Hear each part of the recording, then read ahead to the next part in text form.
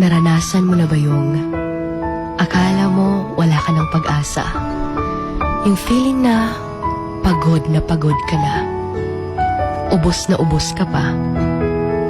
Hindi mo alam kung may malalapitan pa dahil parang tinalikuran ka na ng lahat dahil nga walang-wala ka. That moment na napapagod ka ng tiisin yung hirap ng buhay dahil tila ba'y wala na talagang pag-asa. Kanabit ang feeling grabe na imong pagpaningkamot pero feel ni mo wala lagi gihapon. You're mentally and physically exhausted. Yung wala kang peace of mind. Yung feeling na araw-araw para kang isinabak sa isang racing competition na dapat ikaw yung mananalo. Ang hirap ng buhay. Yung parang gumagapang ka araw-araw dahil sa sobrang daming pagsubok na iyong pinapasan. Naging sobrang buti mong tao sa iba. Pero ngayon, tila ba'y tinalikuran ka nila. Gikaya ni mo tanan tungod kay wala kay laing masandigan. Di pod ka pwede nga magsalig sa uban kay ikaw pod ang ilang gisaligan. Ang hirap, diba? Nakakapagod na, diba?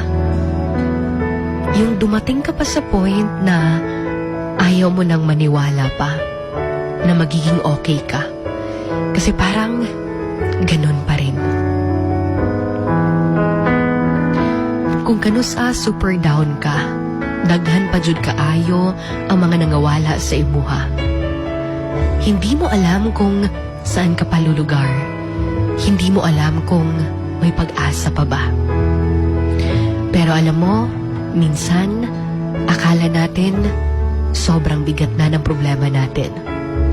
Until narinig natin ang problema ng iba. And doon natin na-realize nga wala ra di ay nakatunga sa iyaha ang imong problema.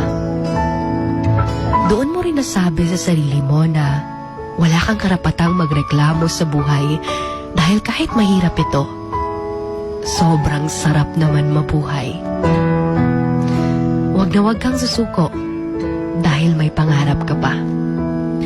Di lang para sa imong kaugalingon, kundi para sa iyong pamilya. Marami kang naging kasalanan, pero mas maraming ways kung paano mo ito matatama. Huwag kang susuko. Dahil balang araw, mananalo ka rin. Patiently wait for your turn. Trust His ways, His plans.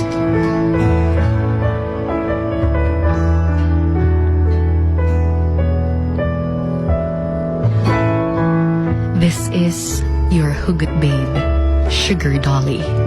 And I want you to remember this. Very soon, you will smile and say, Lord, this is more than I prayed for.